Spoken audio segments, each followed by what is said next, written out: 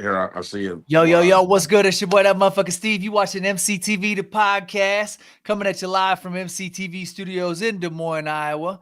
And, this week I got an extra special guest. He's the Westport Warrior, the Dip Kiss demonstrator, a strange music affiliate, a freestyle battler, a KCMC. Today's extra special guest is none other than Dutch Newman himself. What's happening, bro? What was good? The Westport War, goddamn. I had to have something fresh. I wrote it. I was That's working on it dope. this No, morning. I like that. The once upon a time. I'm now I'm a stay-at-home dad. Go to work. I do shows here and there. You know, be like, yeah. Back in the day, oh boy, that was a very apt title. Hell yeah. Yeah, man. Glad to be here. Thanks for having me. Bro, I appreciate it. The body of work and everything that you've done over the years definitely earned you a spot on here to talk hip hop and do the damn thing. So I'm excited to get you on here. Let's go ahead and just start at the beginning, and let's give everybody a little bit of background. Let them know who you are, what you do, and then we'll just kind of start off there. Cool. All right. Hi, I'm Dutch Newman. Born and raised in Kansas City, Missouri. Shout out to Kansas. Shout out to KCK, Wyandotte, Herb, and all that. But Kansas City, Missouri. So, was born and raised Kansas City, Missouri. March 2nd, 1985. Just turned 40 this year. Holy shit. Yeah. So I guess starting. Might as well just go to when I started making music. Started making music. I lived in the 50s. I was born in Kansas City. I was raised in Grandview for like second grade all the way to fucking high school. Moved back to the city. Living in the 50s, believe it or not. A lot of people don't know that. I'm from the 50s as well. Me and Ron have had like conversations about it. But yeah, I stayed on the porch, as my boy would say. I stayed on the porch a lot, so I was more interested in making music. Grew up like the first like rap albums that I ever had. My mom bought for me. I remember, I'll never forget it. I got Tupac, All Eyes on Me, Jay-Z's Reasonable Doubt, and Nas's It Was Written, and it should change my life forever. Snap. Yeah, like like I was hooked. So when I first started making music, I was horrible. As we all are.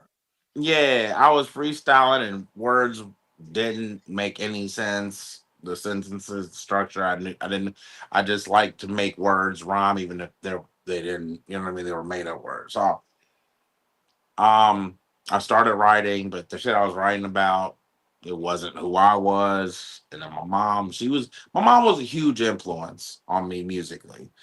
She used to sing herself. So she would be constantly saying, write your story, tell your story. And so I didn't really know what that was yet. And so how old are you when you're first kind of starting to pick up the pen and try and figure things out? Roughly like 16, 17. Okay. 16, 17 is when I picked up a pen and then just started writing. Now, writing well, I wasn't, but I was writing. It's part of the process. Absolutely. It definitely was. And I ended up, going through, putting things together. And then next thing you know, I got noticed by this group because I was also at the time doing Generation Rap on Hot 103. So yeah, man, I got to get like I met Sean Edwards, who's like a super huge Kansas City critic. He does like fucking movie reviews for like all the big movies, and he's met a bunch of movie stars and he interviews them and stuff. But he did the show on 103 which years is ago. It's a major radio station in Kansas City for the folks who don't know. Yeah. Hot 103 Jams has been around since I was a kid, even before then. So me getting that little bit of experience was pretty awesome too. It helped me kind of with my confidence. And because I didn't really necessarily say that I had stage fright, but I was nervous just like anybody is when they first get on stage. But my first real breakout was when I met with a childhood friend of mine. He was like a big brother, mentor to me, uh, godson. I would hang out with him. He loved Jay-Z, just like that's my favorite rapper of all time, Hove and Nas and Pac.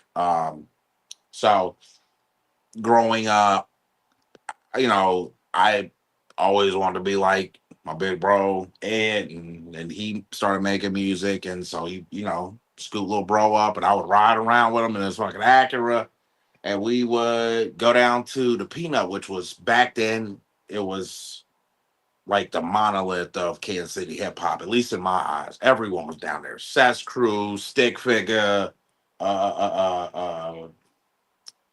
Jesus, Shadow, Soul Servers, Reach, which I'll get into that in a minute. So you had the So he icons started. of Kansas City down there. You were Oh my hanging god! out with And them. exactly. In fact, so when I started kicking it with my big bro, he went by Godson. I remember first time I went to a real studio. It was up north. He at the time went by D Will, but now a lot of people know him as Conductor Williams. Conductor Williams, who's fucking made music for Drake, J. Cole, fucking Tyler the Creator. He just did. I just saw this nigga do some shit for all of Griselda, That's like what I was gonna say. He's heavy with Griselda. heavy with Boldy James, Conway, like all my favorite new rappers. But Benny, all of them. Westside, like dude, Stove got cooked. So yes, like, but I've known Conductor for years. That's So dope. yeah, me and Conductor go like that's still big bro to me too. Like I still talk to him on a daily basis. Um, yeah, I'm still like trying to conjure up the heart to ask this nigga for a beat because I'm just like he's so huge now. So it's just like he's an icon now, and then that, like you said, Kansas City icon. So, but yeah, I'm known Conductor for years now, and That's dope. I'm gonna fast forward because I have a funny story about Conductor. When it came to Reach, so I came to Hip Hop and Hot Wings every Sunday night at the Peanut down on Ninth and Broadway. That's kind of like where my conception really came to be because they would have these little, I wouldn't say like battling sessions, but freestyle sessions. They'd have these freestyle sessions and um fucking Beat Broker. Oh my god, like wow, I'm like going back. This was like in 03, 04. So I've just graduated from high school. I'm trying to like get my bearings in music.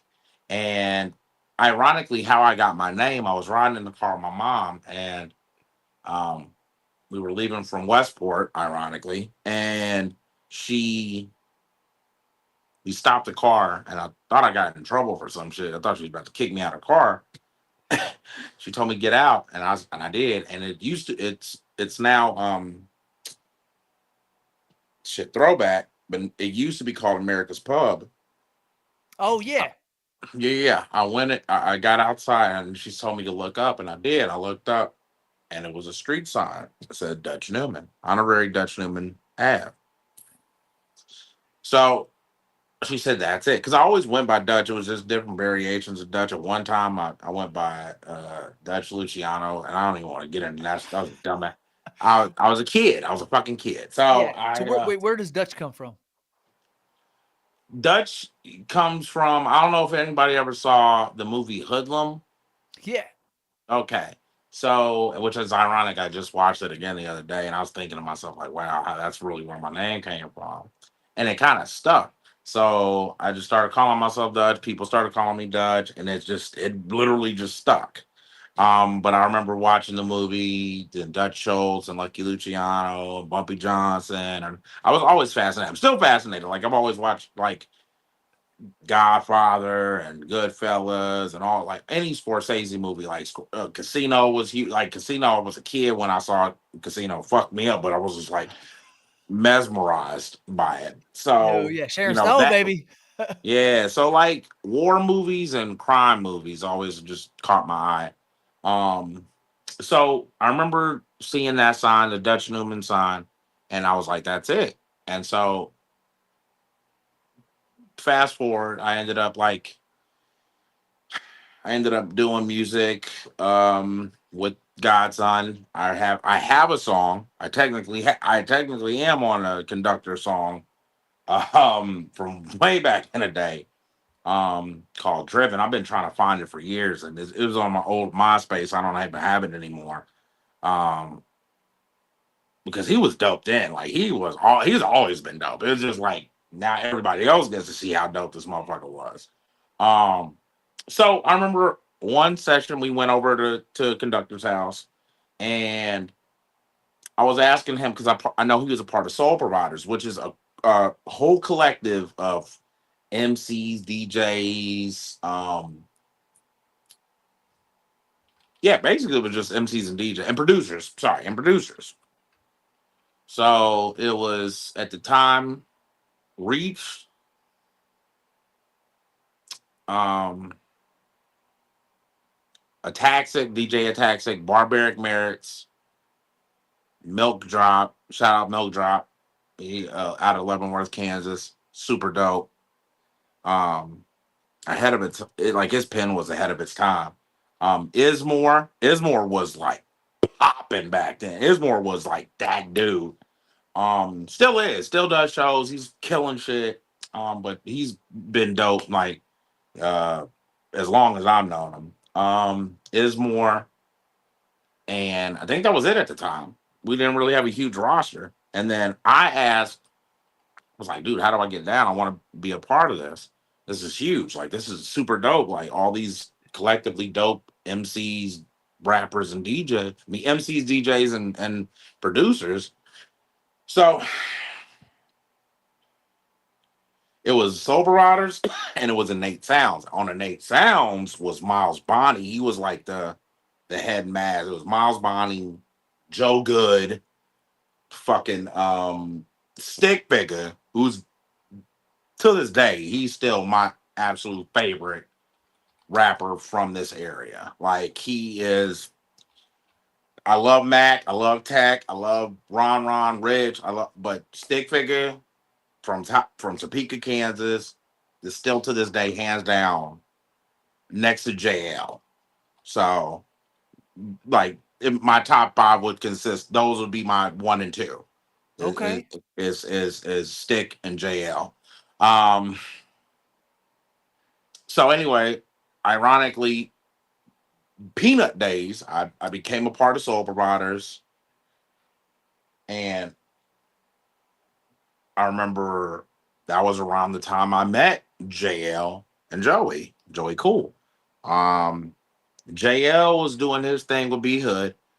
Joey was back then going by Joe Cool, J-O, Joe Cool. I remember I don't even remember how the fuck I met these two. Oh, yes, I do. Yes, I do. I'll take that back. It was a DJ from Chicago, Marcus Shadden. I was dating his sister a little bit at the time. Um, and he played something, and then it was Joey. And I don't know, his voice, I wasn't big into it at first, and then kind of heard another song. I was like, okay. Because he has a name when he raps, so it's kind of like it's a unique voice. For He has sure. he's always had a unique rap voice. Some have said the same about me. Like I got I've been compared to like Exhibit, Jadakiss, and there was someone else I got because of the graininess in my voice when I rap. But anyway, like I remember hearing Joey again and again. I was like, okay, it's like a dope. I gotta, So I met him and JL actually, believe it or not, in the same night. I met them both down at Madrigal, which was this like spot down on downtown KC, like 16th to Oak. Anyway, we were all like linking up. We all had a mutual friend, like all three of us, my homie Billy Truelove. And damn, there was the other guy, I can't remember. I don't but him too. So we were doing like the name of the clothing company was called Risky, and we were all three individually, like separately, asked to perform down there. And so Jay, Joey, and myself. In fact, that was kind of like the beginning inception of Three the Hard Way. Um, so yeah, I remember meeting those guys down there. Um, Did y'all I, did y'all did y'all meet and right away did you kind of know that you guys were going to be homies, or how did it all kind of? I mean, I wouldn't say. I mean, I fucked with their vibe. Obviously, I thought they was cool. They weren't like overly hyped because I'm overly hyped. So it's like You bring a lot of energy. I do. I'm very energetic. I'm very boisterous.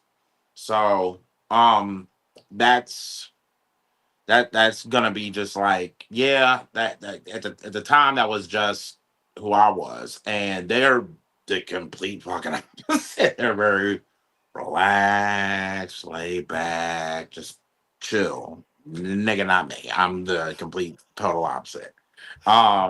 At the time, I'm way more chill and relaxed now.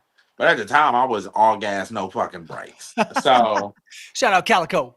yeah, type beat. So yeah, man, I ended up kind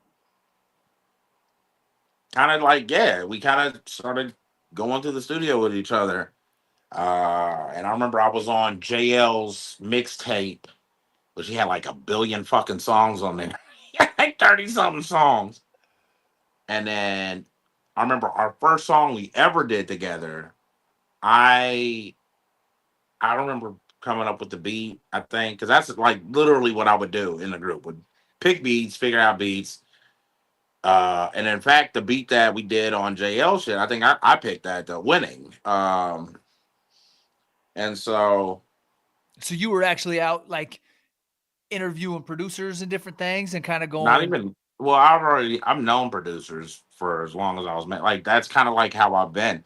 And it's not even like it's weird how it happens. It's like the connectivity between me and a lot of different artists in the city. It's been organic. It's never nothing I've ever done has been forced, felt forced. Um, as long as I've been around making music, I've made these organic, real relationships that wasn't just based on transaction and shit like that. You know what I mean? Yeah, that's dope.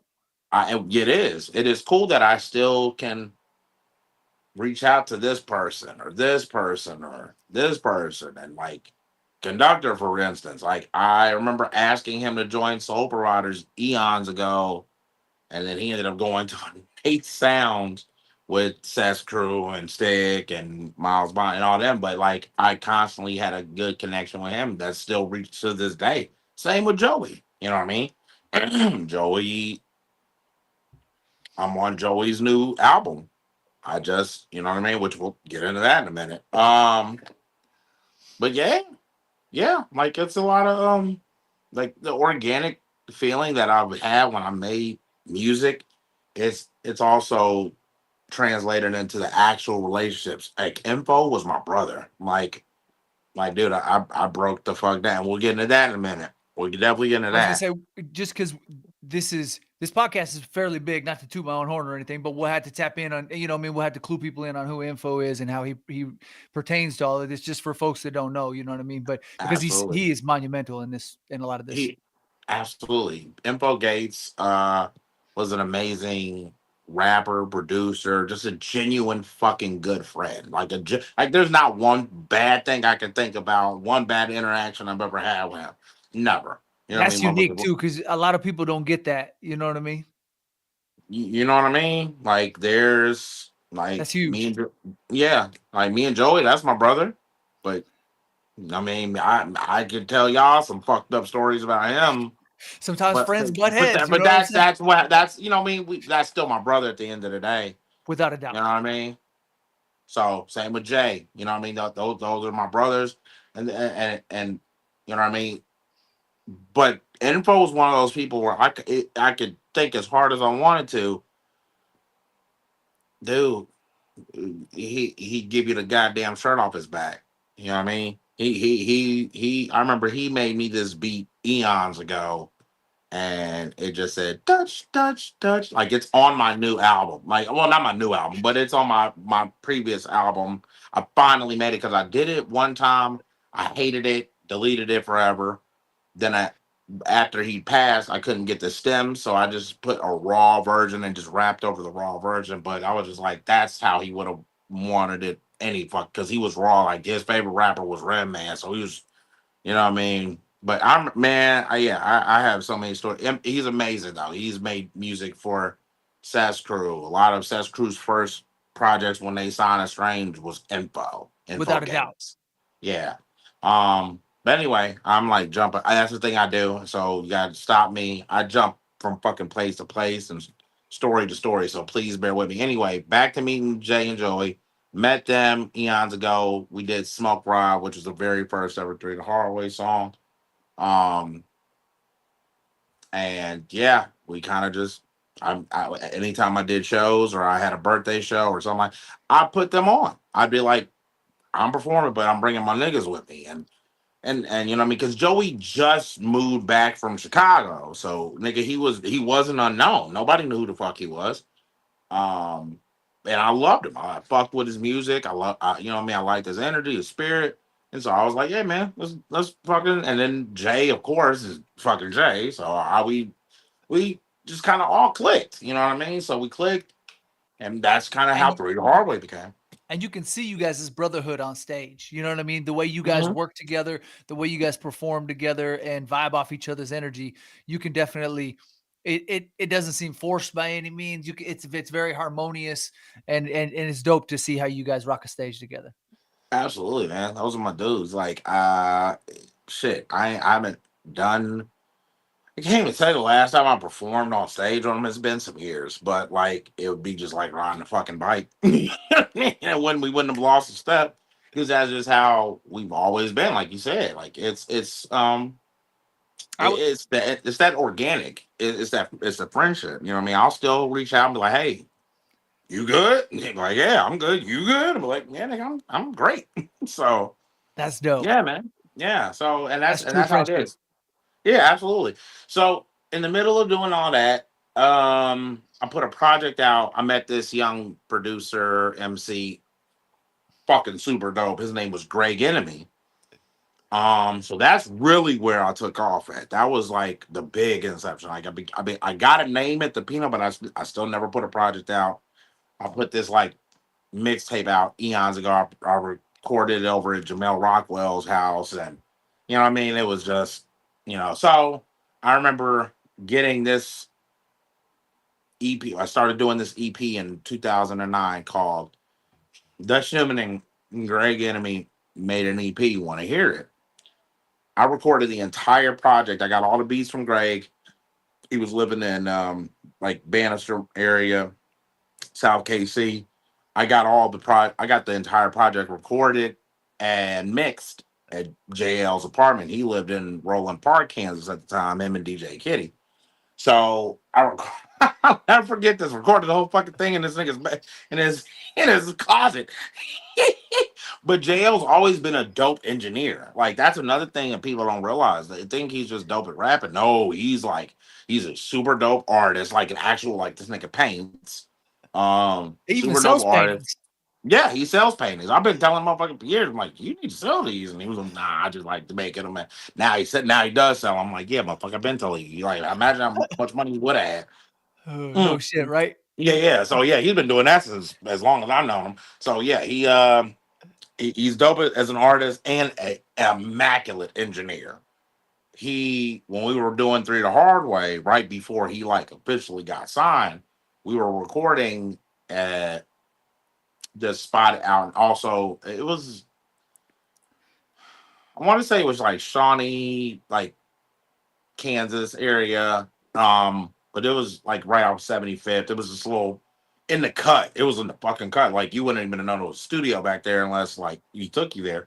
So it was in the cut, but it was like an actual fucking real nice studio. That's dope.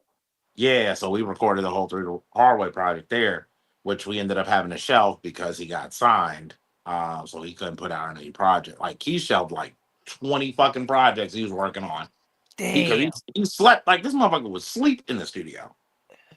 So, but anyway, I'm jumping to another story. Back it up a little bit. Back to I made the Greg Enemy and Dutch Newman EP. took off. And I met Greg Enemy through Stick Figure. He was working with Stick Figure. He was working with Stick Figure and Ron. And I was like, yo, this little motherfucker's dope. And I remember he did like Cool Kids, and he had this song called Fly Ass Glasses.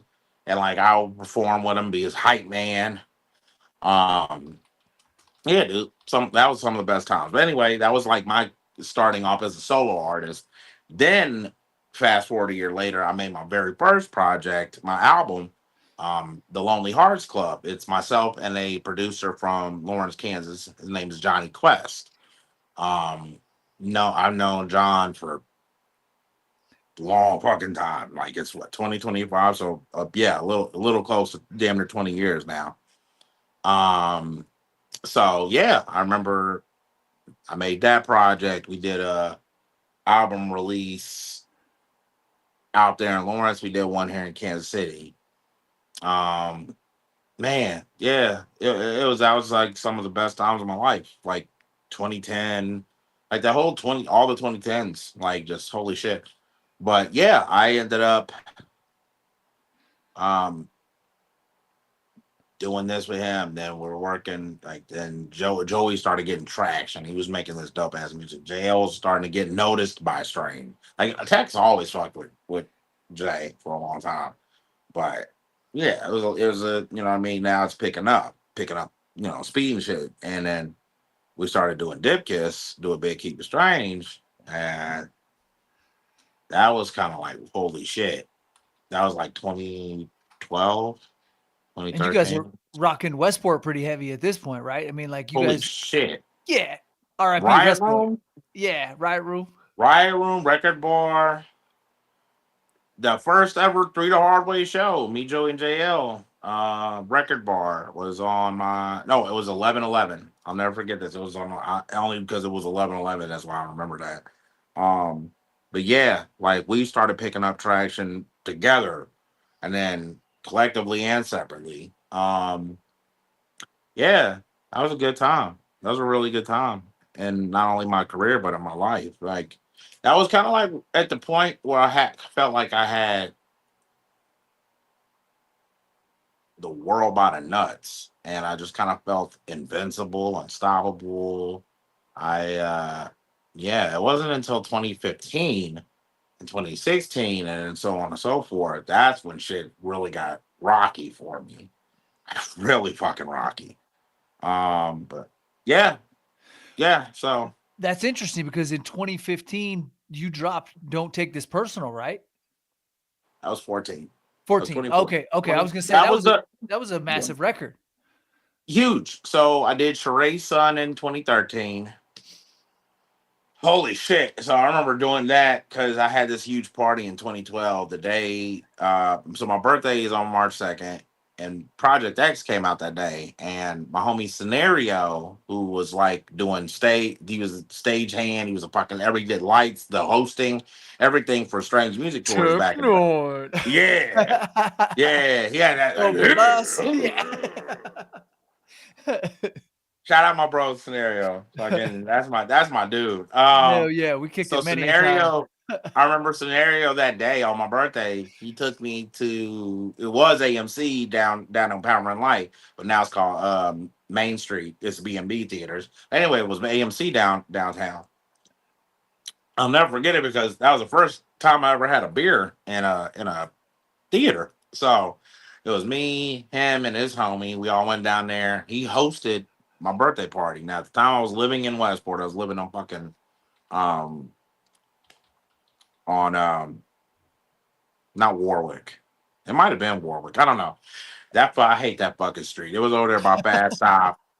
I hate it because it was like me and like 9 other hipsters, and it was like it's now an apartment. They moved it. It was a gigantic fucking house, huge house, and I remember having my birthday party there, and there was a bunch of fucking people there. Like, dude, it was ended up on the news, like, cause some people got shot, and it was terrible. It was Oh fucking shit. terrible. Dude. Yeah, it was terrible, dude. But yeah, I had an album release party the very next year because I didn't on my birthday, and I was like, because I was working on this album, Sheree Son, produced by Smart Alec and Scotty Wu. Smart Alec, who produced Dipkiss, the song Dipkiss, Do a Big Keep Yeah. Straight from JL. Yeah, yeah. So we were fucking with Smart Alec heavy. Scotty Wu was my cousin by marriage. Um, and so I remember, you know what I mean, getting beats from those guys, and that was produced only by those two.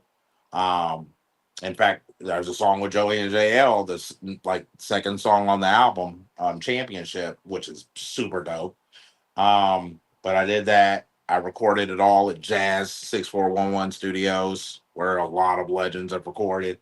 That's the that's down in like the West Bottoms area. Anywho, so I well that yeah, Southwest Boulevard area. Anyway, recorded that album, did the album release, didn't fucking release the album to the very next day because some shiesty ass dude I used to fuck with, I don't fuck with him anymore.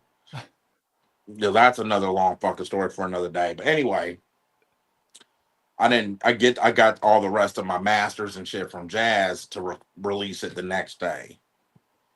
Because I was so worried about this party and some bullshit happening. But Scenario, who at the time, him and his partner Lee, owned this art gallery down in the Crossroads area, Cultured Chameleon. He said, "Listen, I feel fucking terrible about, I feel horrible about last year."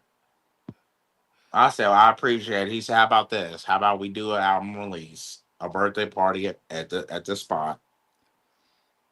He said, "Kick me like 500." So I kicked them 250 up front, and I kicked them the rest. You know, after we closed out and everything, and I settled up with him. He said, "I'll provide security. I'll make sure we're good, and That's I'll love. do the." Yeah, yeah, no, for $500, the venue, the security, the fucking lighting and sound. I said, "Cool." So Count me in. yeah, it's like I'll do that. I'll gladly do that. My mom came to that performance. Me and Joey and JL, we did our song on there. Had a couple other guest artists, KJ, the Phantom. Um, so you remember he works for Strange. He was working for Strange at this time. This motherfucker had all the Strange music security there. Oh damn. Like Big Nick and stuff back then. Yeah, Big Nate, fucking um RJ, everybody. He had fucking my mug. I didn't know why, and he ended up having. Well, who ended up showing up to my album release was Tech, Chris, and fucking Mayday. Oh shit, bro. Now I knew you was surrounded by talent as you're telling all these stories and stuff, but to have a birthday party where you got Tech, Mayday, and Chris all showing up, that's insane. Bro. Yeah, I like holy shit. Yeah, that's what I was thinking. I was like, okay, one of the best nights of my life. We ended up going to Tech's house after. Um, and I rolled with Scenario and Recognize a You, Mayday. you can't make this shit up. No, you really can't. That's what I was like. As I'm talking, I've been talking about these stories for years. It's been so long. So now that I'm like remembering what I can remember from these times, I'm like, holy shit. I need the burr, burr, burr, burr. Got the Yeah, exclusive. yeah, yeah. I was like, wow. Yeah, I remember like me and Rec had like a really good conversation that night. We were just talking about like where he came from London and like where he's at now, and then he's just talking about like the bullshit you got to deal with and all that. But it's like it's worth it. Like the bullshit still makes it worth doing it. You know what I mean? But yeah, he like I remember Tech was making, and at the time he had this like big ass like it was like a punch maker, and it was like this gigantic fucking cauldron. Because we've been to Tech's house a billion times. Like when he lived in Lee Summit, and then he lived in and not now he doesn't live there anymore. But like I lived damn near not too far from where he used to live, out in Overland Park, like Leewood area, like the super rich. Like I remember at the time, his fucking neighbor was Tamba Ali. We went to his house for a Chiefs game. We went to Tech's house to watch the Chiefs game and shit. And Tamba like literally just played, and he came back home, and we saw him like pulling back into the. I was like, holy shit. So anyway, we're at Tech's house, and the one in Lee Summit. And this motherfucker's making this gigantic picture of fucking Caribou, huge. 151 rum, pineapple Yeah, juice to Malibu. I was like, that's a big ass picture. Um, and Ted was like, "Hey Dutch, did you drive here?" I said, "No, I rode with Scenario and Wreck." Why? He was like, "So you didn't drive?" I said, "Nigga, no, why?" He was like, and he just like, "Hey, don't nobody touch this picture. This is Dutch's only. Happy birthday, my nigga." I said, "This motherfucker's trying to give me alcohol poisoning. This nigga's trying to kill me." No, we used to kick it like heavy at Tex. I mean, that was some of the best times. Like going to Tex house, we go to there for like Christmas or Thanksgiving, or watch Chiefs games, or you know what I mean. Like, and I remember when he moved to his new place in Leewood. This nigga had like an infinity pool, and that was the first time I like for real met Rich the Factor there. Holy shit! Like, yeah, I got to take a photo with Rich, and dude, yeah, it That's was super fun. epic. Yeah, He said the orcas is out. yeah. Doing real orca. Super cool dude too. Real laid back chill nigga. We smoked. We was smoking fucking cigars, not weed, nigga. Cigars. But I smoked cigars. So yeah, man, that was super cool. I remember first when we went to Tech's house one time, and he played the whole Special Effects album for us. At that time, I was smoking weed, and I was high off my ass, and we were listening to the song he did with Ti and I can't remember the other nigga, the Jamaican nigga. Anywho, we're getting all the way to it, and we get all the way to the song, the Speed 'em. We get all the way to fucking Speed 'em, and I'm high on my ass. We had this really strong strain of weed, like called Afghan Mindfuck or something. I don't know. Nigga, I heard Eminem rapping. I'm like, I literally stopped my conversation. I was talking to JL. I was talking to JL, and I was like, yeah, nigga, but I was like, and then I hear Eminem, but I was like, I looked at Taylor like, hey, can you run that back real quick? I thought I was high, like really, like. Oh fuck. I was baked, nigga. Like, so I was like, dog, can you? Yeah. So he played it like 7 times back to back for us. I was like, this nigga has Eminem on his album. Oh my god, like we're like freaking out. Um, I remember when me and Joey JL and Young Prez all went to the No K video shoot. Um, oh my god, that was fun. That was a fun day, and we was at this really super dope, pristine hotel on the plaza. And fucking we're chilling. We're not even in the video. We're just hanging out. Like we was just getting to hang the fuck out. Um and this is right before JL got signed. Like right before. We would get to go to like see Tech perform in Des Moines or fucking Omaha. And this nigga would shout us out. Like me, Joey, and JL. Like, oh my God. Like it's like felt like a fucking rock star. Best friend But yeah, ever. yeah, dude. And we would go to hang out with him on a bus and shit after super fun times. And then I remember going to the video shoot. We're just chilling. All 4 of us just sitting in the back, hanging the fuck out, smoking a cigarette. Fucking E40 walks up and was like, hey, what's up, young players? And we're like, That's so holy epic, shit. bro. Yeah, I have great memories like of those times. So yeah, man, like making music with all these guys, getting to make, good, really dope music. So I did Don't Take This Personal in 2014. That was what was that? Go Chicken Go, which is yeah, Scenario, shout out Scenario. He's in that video with me. That was when I met my longtime collaborator and friend Matt Cox, who's been filming videos for me since 2014. So we've had like a over 10-year relationship together. Once again, one of those. It's one of those organic, real friendships that it just translates, and which makes it doper to me, in my opinion. The music, it feels better. So, 2014, I did that project. 2015 was when I didn't know it at the time. I'm the only person that's working like full time on the Three the Hard Way project because I did the Don't Take This Personal. So I'm like, I'm cool till I put another solo. Let's really concentrate on this fucking project because I put all my marbles into this project. So I just had my son Sebastian. My son was just born in 2015. Um, so I just had Sebastian. We were working on this project. I was living with my at the time baby mama. How much time you got? It's yeah, Joey just got to go on tour with Tech. He was on that. Joey was on the special effects album, the with G Watts. So Joey went on tour with Seth's crew. Him and his BM was getting into it, so he needed a place. Like I let this nigga live with me for like months after he got back home from tour with Seth. Because his baby mom was on some bullshit. It was like, all right, now you're done. Like, wait, bitch, like I'm just now getting started. Fuck you talking about?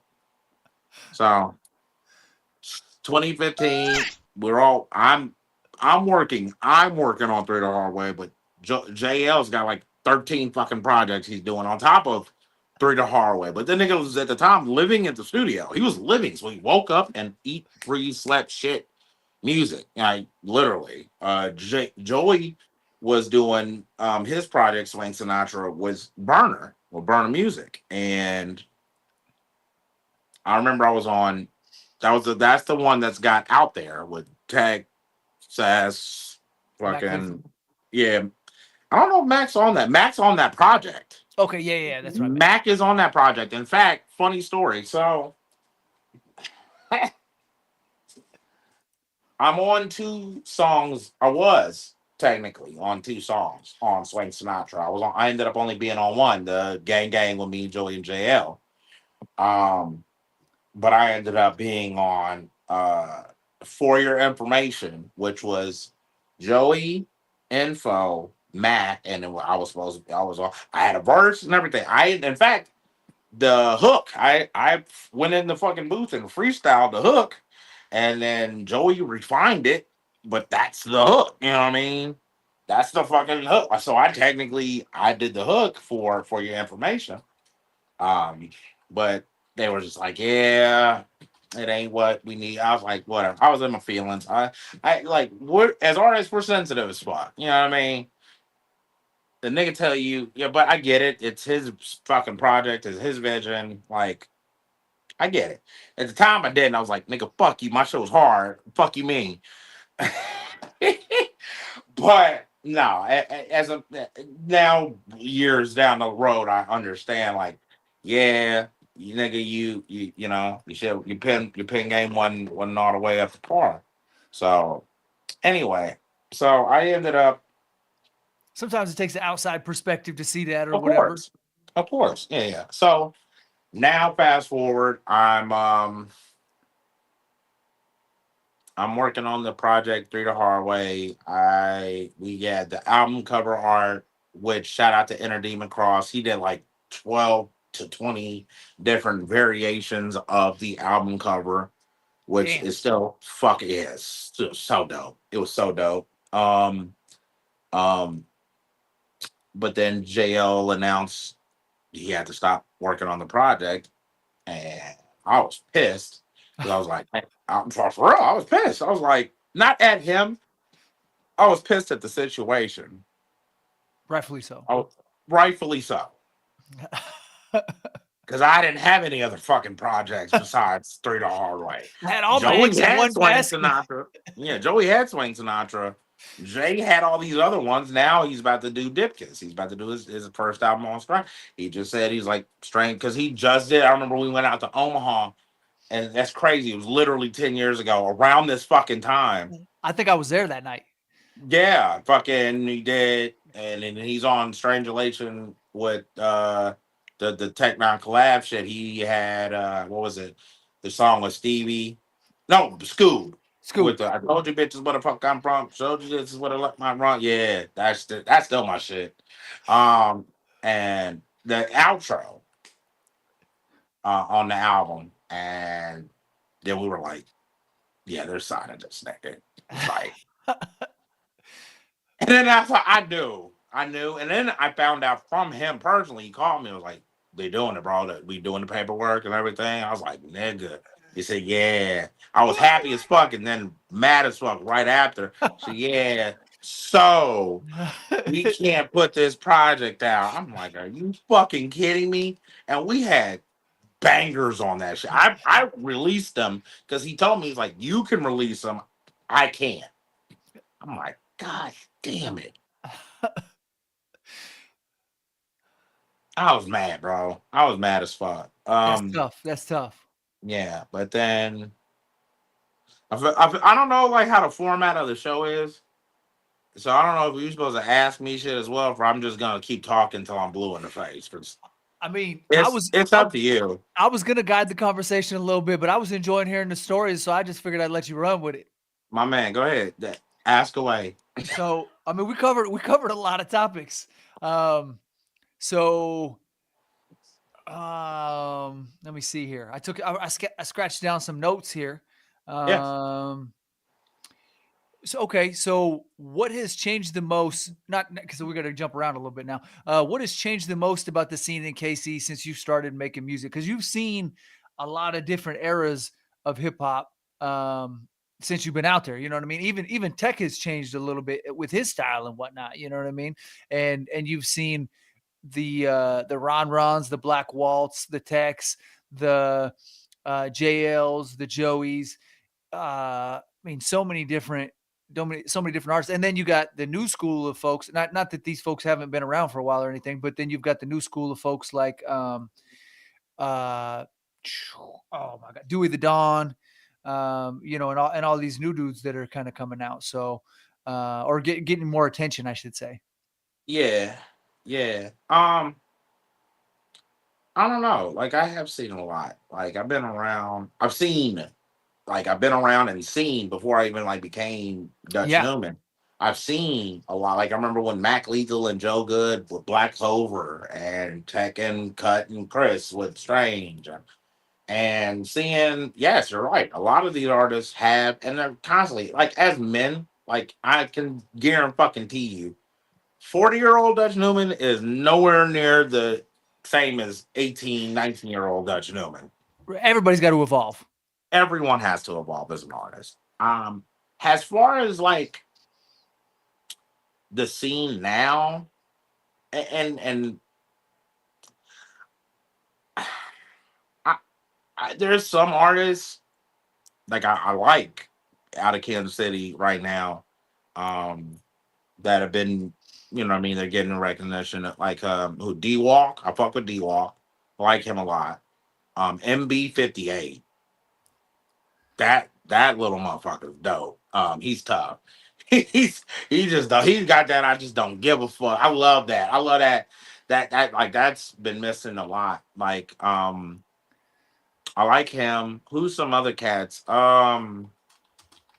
Crash Bandy and fuck.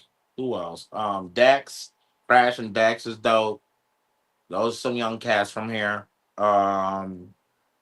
Little Schwem, my little bro, and this is little bro. Like he's been running with Joey lately.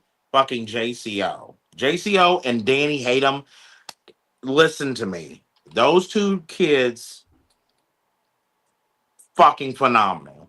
Those are probably my two favorite young cats right now. We had shout out Schwem. We had Schwem on here a little while back. That's bro. Yeah, that's bro. Yep, that's the homie.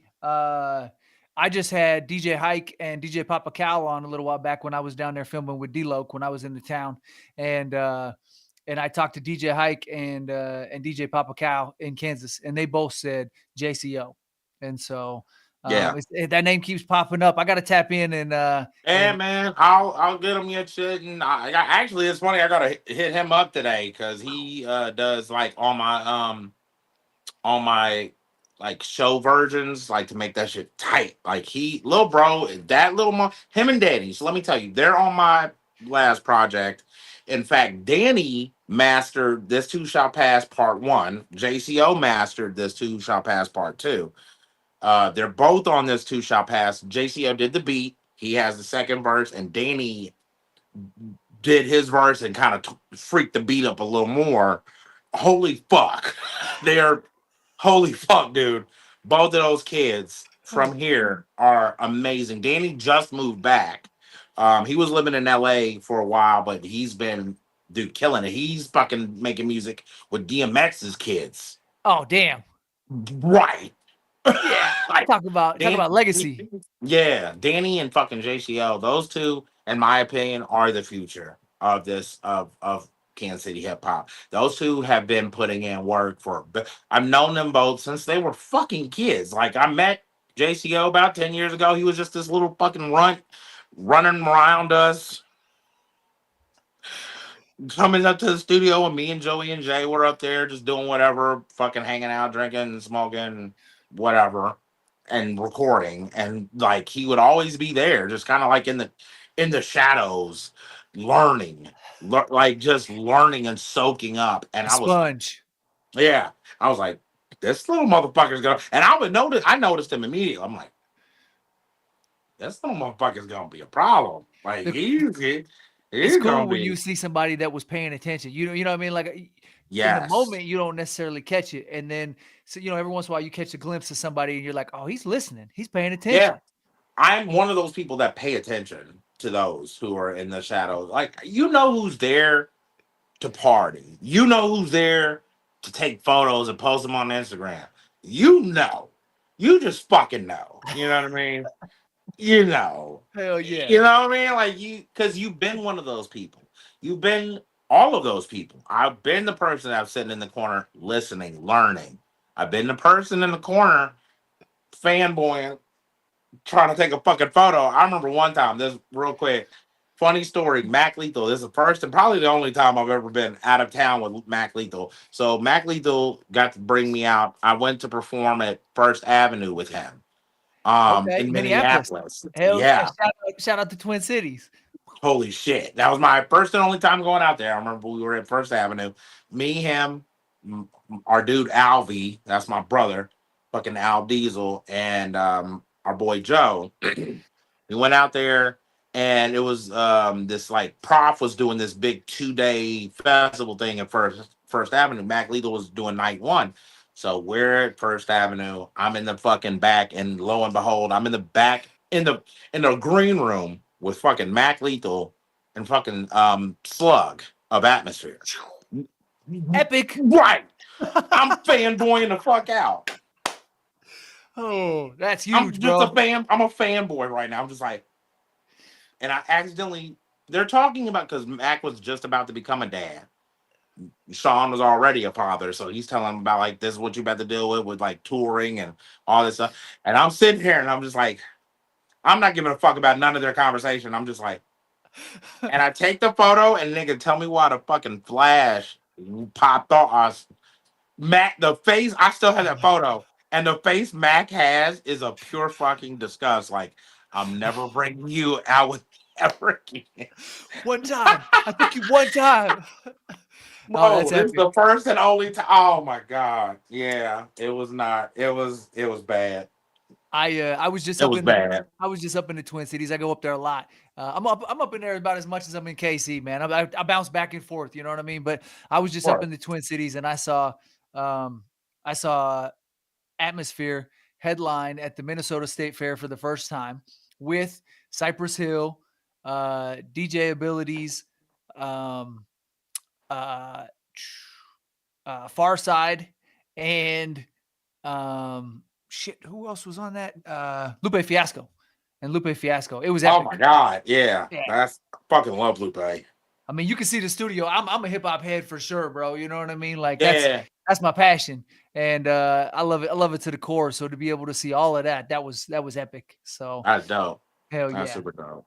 Um, That's super okay, dope. so we could go on for days, but in an effort to keep this kind of short, and then I want to get you back on here, bro. We might have to start doing this on a regular because you got That ass. you're fun to talk to. You got stories. This was a hell of a lot of fun. Um, I'm gonna fire at you some rapid fire questions real quick, and we will just zip through these ones, and Okay. then we'll put it on pause and we'll come back to it. That way we leave a little meat on the bone for them to hear next time. You know what I mean? Yeah, When there's I'm a lot. There was yeah. still a lot. I didn't realize how much I was talking. Like, damn, I talk a lot. Oh no, So you're good. You're good. That was perfect. That was perfect. yeah. Made it easier for me too. um, okay. So I kind of came up with some of these, and then I had a nice little collection of them, and then I threw it into Chat GPT and I cheated and I had it come up with a couple of other ones. So Okay. they may not all be refined and as cool as my That's original fine. idea. As long as I understand what the fuck he's asking me, I think I should be able to answer. Simple A or B answers. Joe's Barbecue or Gates? Gates. Yeah, I like that. East Coast or West Coast vacation? I've been to the West. I want to go to the East. I've only been to the East twice. Florida and and DC, Maryland area. I've always dreamt of going to New York. I wanted to go with Joey when he went to go to the fucking Jay-Z at the Brooklyn Library. I was so fucking mad I didn't go. I could have booked a ticket and I didn't, and I would probably regret that till the day I die. But I've always wanted to go to New York. I've always my dad lives in LA area, and so I've been in West Coast in Vegas a bunch of fucking to Cali and Vegas a lot, both sides, North and SoCal. So East Coast for sure. Okay, okay. You only get one. This one's gonna be a divider. Big ear Pac. God damn it.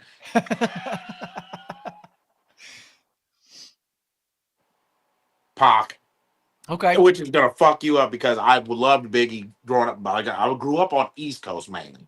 Nas, Big, Hove. You can hear the lyricism. You can hear the Yeah, lyricism in your rhymes. yeah, and that's where a lot of that lyricism stems from. You know what I mean? 100%. Listening to those, but Pac was a storyteller. Undoubtedly. Big was too, no question. But Pac talked about not just his story, everyone's story. Brenda's Got a And Baby. oh my god, Yeah. till this Epic. day, one of my favorite songs. And you loved, and I loved what I loved about Pac. Not to say I didn't love Big, but Big was very one dimensional, really, compared to Pac. He told the story of the streets. Yeah, compared to Pac, Pac told he was very versatile, which is I like to think how I am too as an artist. I'm very versatile. I can do anything, but Pac like talked about any and everything, bro. And holy shit. Yeah. And you felt it. You could hear it and you could feel like back then more Biggie. I was more big. But now older Dutch is Pac, like for sure. So I can I 18 to 25 Dutch, big. 25 to 40-year-old, Pac. You grew into a little Pac. Yeah. I got Yeah. it. I dig I've it. always been a Pac fan, but now I'm like, holy shit, I love Pac. Like Pac, like growing up and evolving, you hear more, you hear it better, you understand it better. As opposed to, I get around to live and die in LA, Hail Mary, you know what I mean, toss it up, pop. Now I'm like, Brenda got a baby, fucking changes, Dear Mama. fucking, yeah, dear, oh my God. I still cry to this day hearing Big Mom, to Dear Mama, because Dear Mama hits different for me now when my mom passed in 2016 and my grandmother passed right after. So Dear Mama, I will always cry when I hear that song now. Yeah. Like, it's every time. So It's heartfelt. Okay, so you said you handled a lot of the beats back in the day, in terms of, you know what I mean, kind of listening to them, and you was tapped in on that. yeah, This one fits perfect. Boom bap or new school bounce? boom bap, Me too. All day, all day. boom bap. Fucking just, I was just listening to Della literally yesterday. Hell yeah, I love Detroit. You know what I mean? Della, holy fuck, like Della. Yeah, Yeah, well, Old and Kanye, Slum Village, De La Soul, you know what I mean? Brand Nubian. Yeah, bro. dude's the Like innovated. I it's hard to listen to the new music that's out now. It's hard. I want to, and I become more open, but god damn it, it's hard. It's There's hard to there's like it. there's diamonds in the rough, but There is. you gotta fight through to find them. You really do. And it wasn't like that back in the day. It wasn't. Amen. It was just like, oh my God, some new fun shit to listen to. Yep. So yeah. Clips new album, that's album. I remember going to see them. They just came to Kansas City and yeah, that was a fun night. Seeing all the homies. Joey came, Steady P came. Shout out Steady P, Indie Ground. Fucking all the homies, the hip hop homies. It was like a fucking reunion. Epitome. Oh, Epitome. That's a little bro too. He's doing huge shit here in Kansas City as well. That's my guy too. Yeah, but yeah, anyway. Yeah. Boom bap all day, every day. I'm with it. I'm with it. Studio session or live performances? God damn it. Um Actually live performances. I'll tell you why. So studio sessions, don't get me wrong. I love recording. I love something that came out of here. I put it out there. I love that, but it's more technical. You have to remember, oh shit, I need a show version of this song. You need to do this, and this. Oh, I need to stack it this way. I need to put it this way. I need to do it this way. Oh, I need to rap it this way and then say it this way. And then do this and this and all that. It's so much goddamn. It's like putting puzzle pieces together. And it can sometimes be fucking infuriating when you do it. When you're doing a live performance, you know what the fuck you're about to say. You know how you're gonna say it. You do the. I have a rehearsal. Shout out! I'm doing my first ever festival. I'm doing Soberfest next fucking Saturday. I'm so pumped. It's my first ever festival, and it's about I got over 5 years clean and sober now. Which we'll talk about that another time. But yeah, I fucking am doing my first festival ever, and I'm so excited to do this because one, it's about something that I actually give a fuck about. Two, it's my first ever festival, so it's like I love rehearsing. I love getting it put together and doing it. My brother Nick Snyder, who got me in the Oxford House years ago, he's doing it with me. He plays good. He's a bad motherfucker. I've been performing with him for years now. But yeah, like me and him are getting to perform again. So it's like it's an excitement about performing. I still get nervous before I go on. I still like I'm always thinking before I go on, like, oh shit, are they gonna boo me? It's like I'm gonna like literally I told myself I'm like I'm stopping the second I get booed. So then anybody like, hey Dutch, how did your show go? They didn't boo me. I hear That's all I care about is I I don't hear get booed. I hear comedians that do arenas like Burt Kreischer talk about that. You know what I mean? Like all I can think about is don't get a boo, don't get a boo. That's for anyone who's performing. Anyone who gets on a fucking stage, if they're telling you they don't, they're terrified of getting booed. They're not terrified of getting. They're fucking lying to you. Everyone is terrified of disapproval. It's just a disapproval, I think. And we've been grown like at least me. I've grown up like I don't want to not have people not like me. I like being liked. I just do. You know what I mean? Even till this day. I mean, actually, no. Older than me, I really could give a fuck less. But it's when my music is. I'm sensitive. I'm a fucking artist, man. I'm a Pisces to boot. So I'm super fucking sensitive. I'm like an open goddamn nerve. So I'm very sensitive for real. I'm sensitive as fuck. So I'm like, please, like me. Don't don't hate me, like me. And so, but so far so good, man. I'm still fucking 40 years old. Started at 18. People still like me. Go Fuck figure. yeah. Um, freestyles or written verses?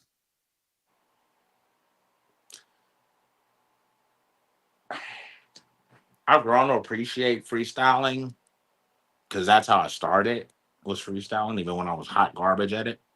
Um, I think though, in the moment feeling of freestyling, um, something about it because you could talk about how you feel in that moment right there. When you're writing, you have to go back to the fucking moment you felt when you were feeling that moment, and Ooh, that's hard to grasp that now. It's that's hard to deep. go back and feel. Yeah, you like that? Huh? It's hard to feel that memory. It's hard to remember. that feeling. Like when my last two projects, This Too Shall Pass, part 1 and 2, was one of the hardest but most vulnerable projects I've ever made because I had to talk about how I felt in that moment of addiction, of loneliness, of sadness, of depression, of feeling lost, being lost, not having anyone in my corner, being a fucking leper, being a mooch, being a fucking, you know what I mean, a parasite, and dealing with all these feelings of pain and loss and that shit's not easy. You know Not what I at mean? all. Not at Not at all. all. You can't remember that time you were fucking getting high in a corner. And you can remember barely, but you know what I mean? You have to go back to that feeling in that moment. Freestyling, you're in that moment. You're in that feeling. You're there.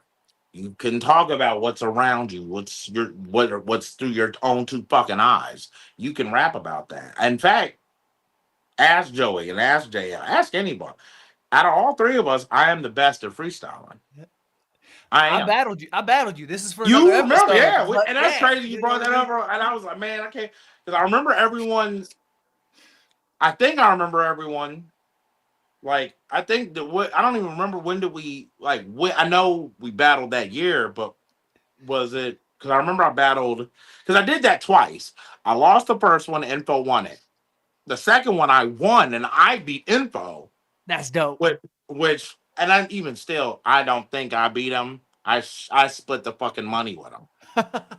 I split it, and in fact, rest in peace to Info Gates. But I remember him putting that in a song. That's dope. Like all I wanted to do was what I love doing, crush grooving and rap, battling Dutch Newman. And I remember I never heard that song until the night he died. I found out he died. Wow. Yeah, and I'm gonna get fucking misty eyed just thinking about it. But like that feeling, you know what I mean? Like, holy shit! Like he remembered that feeling. He remembered that moment because I'll never forget that night. I'll never forget that night. The second year, the first year was a little hazy because I was smoking a lot of weed back then. You know what I mean? So, I'm gonna I be was honest. drinking. I was Dutch Newman. I was I on was demon time. I was that motherfucker Steve. I was down there drunk, you know what I mean, doing my thing too, kicking it with the homie Yeah, Don Bishop. Shout out to the homie Don Bishop. hell yeah, Um, yeah. yeah. Yep. Well, I was on fucking demon time back then, so Yeah. Yep. I feel bad for not remembering that because A Ward, my brother A Ward, one of the dopest fucking battle rappers, Killer. hands down. That's my brother. This nigga told me I battled him eons ago when I was at Soberfest. We used to do Crossroads, and his pastor made him fucking battle me for food. I'm like, and he said I beat him, and I'm like, I did what? Oh, that's comedy. I beat So, you in a battle, and he was like, he will stand on straight business about that. I was like, bro, don't tell people that, because you'll have niggas coming from my head. Like, you beat A Ward? He was Aaron. He was not A Ward. The nigga I rapped against was not A Ward. He was Aaron, oh, the nigga trying to get some food. But that's my shout out my brother A Ward. That's my fucking dog. I'm so proud of him too, man. Holy shit. He just amen. did he just did finally he did Smack TV fucking he Smack URL. finally yeah Yeah. URL shit. Yeah. That's awesome. I haven't seen it yet, but I I haven't either. actually I think it's out now, but I'm gonna hit him up and see where I can find it at. But yeah, dude, I've been following him as a battle rap. I that's another. I grew up around battle rapping and freestyling, and so that was. I remember I did a battle years ago in Colombia. I wish they take that fucking footage down. I I got our came to the footage. battle, I have our huh? footage. I have our Are you, footage. can you send it to me? I want to. God I, damn it, I want to see I it. gotta 'Cause dig it there's out. only a couple of battles that I've seen from that night. And the other night, there's not a me and info because I swear he beat me. I just had more crowd that night than he did. Niggas, I was more popular at that event, which is shocking to me because I'm like, he killed me, I think. And I still to this day, that's why I gave him half the fucking. I'm like, yeah, bro, I'm not giving you all the money because So I'm gonna give you half. I'm gonna kick you some bread because the backstory on it, I saw the flyer posted, I think on MySpace back then. holy And shit. I reached out to him and said, I want to come down from Des Moines and battle. My very first battle was against you. And I had never been on Wow. stage against anybody. I was nervous as fuck. I didn't have anybody with me. And I was like, except the homie Don Bishop. And I was just like, I don't know. All right, here we go. And it started off rough because I went by that motherfucker Steve, and Mac Lethal read my name, and he goes, "That's an interesting moniker." And so I was already in trouble. I was like, "Oh no." Fucking Mac. I That's got my up there. I brother. went first, and I thought and again, we'll have to get it deeper into this. We'll have to watch the footage together and have a reaction video or something. Bro, I'm so down. I am I so fucking down. I thought I had the hardest punchline in the world. And I said, "You against me, dog, you ain't got a chance. You couldn't beat me if I was the dick in your pants." And I Oh, thought that that is was hard. That's a hard. hard line. After that, it was all off the cuff. I didn't have anything else to go. It was just pew. And then I'm sure that one got a reaction too. you Because were I'm trying to remember that battle. you were super aggressive, and like you got in my comfort zone, and I was done for. I didn't know what to say. I like, Yeah, is I this was good at motherfucker, that. is he gonna hit me? Is he gonna hit me? That's I I was don't know. I was aggressive. I was especially battling. It was almost like a fucking fight. Like Yeah. that's and I wanted you to feel uncomfortable. Clearly. So it's funny you're telling me this now because that at that time back then I was still new. I was still fresh. I still was carving a name for myself. And so I was like, I didn't, without really putting, now I can think back and like, without putting much thought into it then, but now having thought about it now, I'm like, yeah, I was clearly, I'm like, I was feeling fucking invincible. Oh I yeah, felt like nobody on the planet alive could fuck with me, but that's how you're supposed to feel as a rapper. without a doubt. I was up there If not, then why the fuck are you doing this? I Like, was up there full of nervousness and doubt. You I came with one mission and one mission only. It was to kill everything in front of me. And you sorry, came out you came out the sorry, gate shit. swinging. You came out the gate swinging. You was ready. Yeah, yeah. Because I said that was me then. I was like, especially Right. battle. Right. I was like I was a demon. I didn't give a fuck. There's another guy. I remember Key. Key. I rapped against. I think I rapped against him that night too. If it wasn't the second night. I can't remember because it's hard to differentiate both of those 2 years. Because I remember the year Mac Lethal did it and then the year Vertigon did it. Um, so I remember it was beat battles and then the MCs.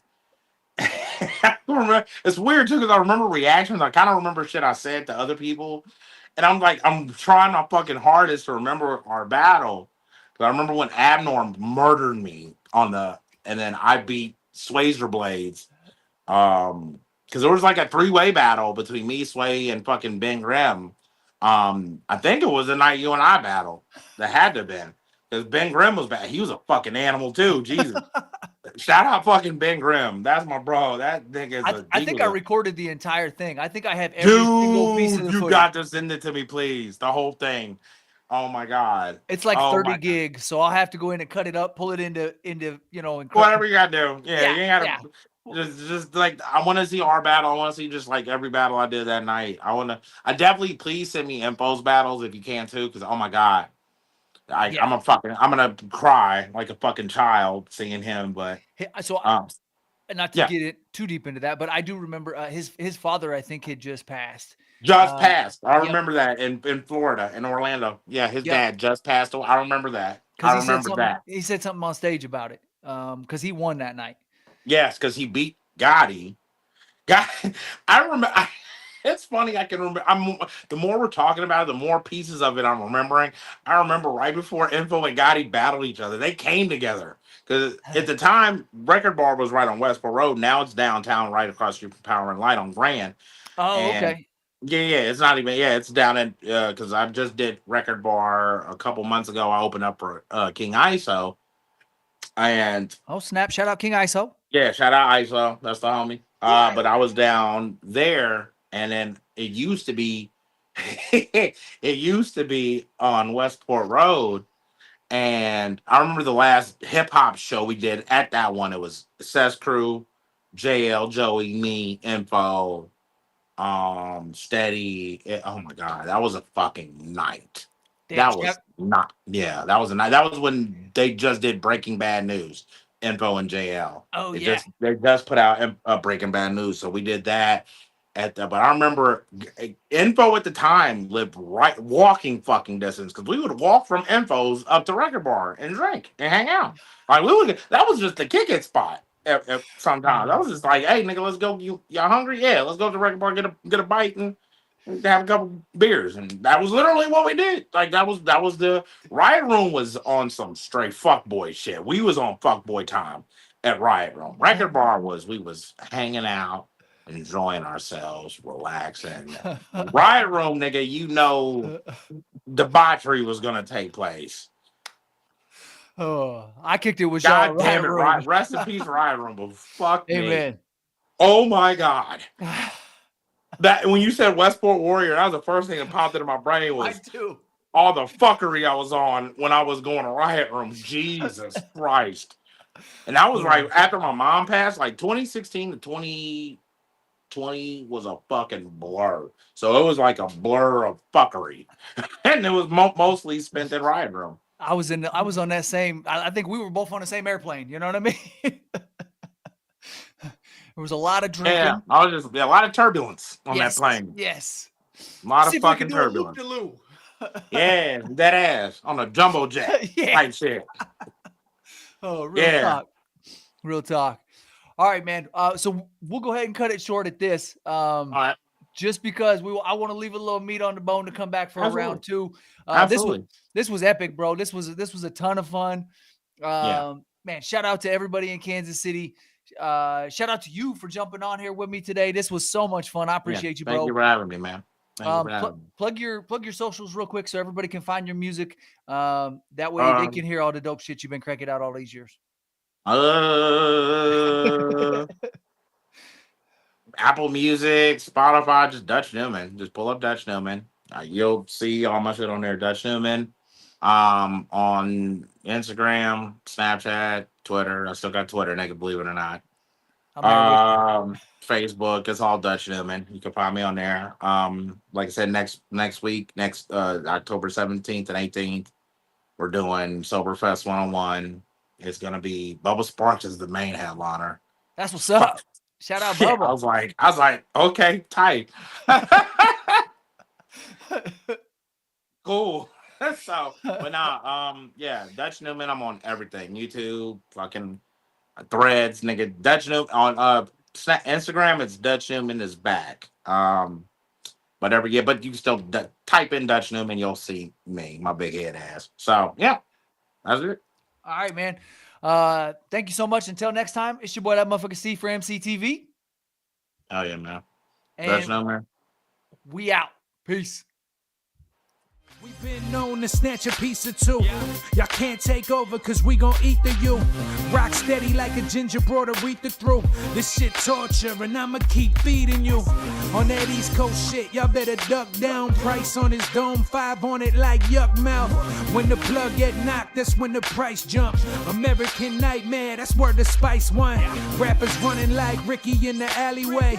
Putting an end to the week, no Saturday. They want static, get it shaking like Cassius Clay. Passionate thugs mixing Douce with Alizé. Don't play with us, them goons ain't got you safe enough. Yelling fuck them like Smokey off the angel dust. My life so real, sounds like I made it up. Been up so long, I don't remember waking up. Dangerous, softer than a razor's touch. We hit that script and get the cake up.